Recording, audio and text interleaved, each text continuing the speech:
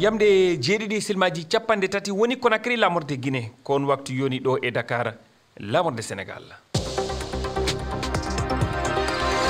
Ahmadou Barouba.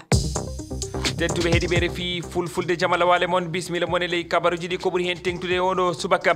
to Guinée hande ko ñalande mawde e tarika leydi ndi gourma on fuɗɗan golle asugol ogirde simandu to port mo Mari Baya e diwal Forêt-Karia ɗe golle ko ɓuri fodde milliard uji $15 kalis dollar waɗama hen hooreɓe leydi ndi foti nafoore heɓotonde sukaɓe heɓa golle ɓamtare leydi ndi waɗan. Sénégal APR fedde hoorejo kiiɗo leydi ndi Macky Sall jabtima kongiɗi hoorejo jagorɓe Sénégal Ousmane Sonko waɗno e Batutera meeting aset faltiɗo Ousmane Sonko holluno wonde APR ko fedde dawro waɗore bone e ɗum o wino yonde ende hani fusede kongiɗi ardiɓe APR jagguiri bolle puyɗe haalullaji tan gam jirwinde walla yidde tinede wonande ñamade suuɗade haalande nde ardiɓe APR ina jokki wiide wonde nde wodani ɓe keeɓi jokkodirde jaydiyankoɓe hanki jonde aduniyankore ko fewti e mbayligo weeyo COP30 ko udditi to Belém leydi Brésil hanki no jokki horejo fedde hertiyankoɓe hakkude leyɗele gam haɓude waylitere weeyo yaltini kadi jertinago gam ƴettude peeje jewteɗe no jokki tedduɓe bisimilla moon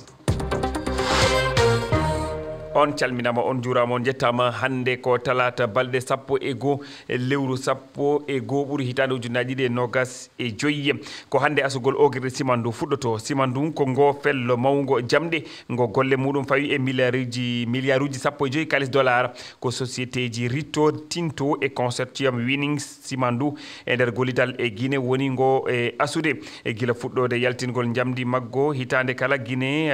heɓayi ko famdi foof milliard goto e feccere kalis dollar e biyol hertorɓe ogirɗe hewɓe keɗoɗen Mamadou Adama Diallo woko e jamɗi 11 silmaji 11 laana jordi wi en terrain rondingal janɗe ɗen hewtata kaporu Mori Baya lamorde falde Forêt-Karia si ɓoroɗon yaha leyɗe jenane ɗum ɗo fof ko fuɗɗi koye hitande 2022 caggande hoore ɓe laamu hakkunde kañum e société ji Rio Tinto e winning consortium siifi kaydi haldi ogugol jalde simandu ila ɗum golle nanga laawol laana jordi iwka beyla e kerwane ka fello ngon woni ton ko yata kilo 650 moƴƴina adda ha ka pooru Mori Baya pooru on kadi moƴƴina e nder ɗi duuɓi tati feƴƴudi hande janɗe ɗen fuɗɗete a naɓede ka leyɗe janane ɗum ko welo wonani hooreɓe leydi ndin foduɓe e nder duuɓi 15 ko wiyete simandu 2040 golle waɗay sukaɓe leydi ndin heɓa golle mahandiji laawi lekkolji labutaniji e wi'e maɓɓe wallitagol demal e ka cosani faggude ɓantare leydi ndin ɓeydo hoorejo Gabon Brice Clotaire ngema e hoɓɓe hewɓe tawdete e ngo feeto gouvernement on no mawnini ngal ñallal hande ko ñalande fowtare e leydi ndin fof Mamadou Adama Diallo Conakry RFI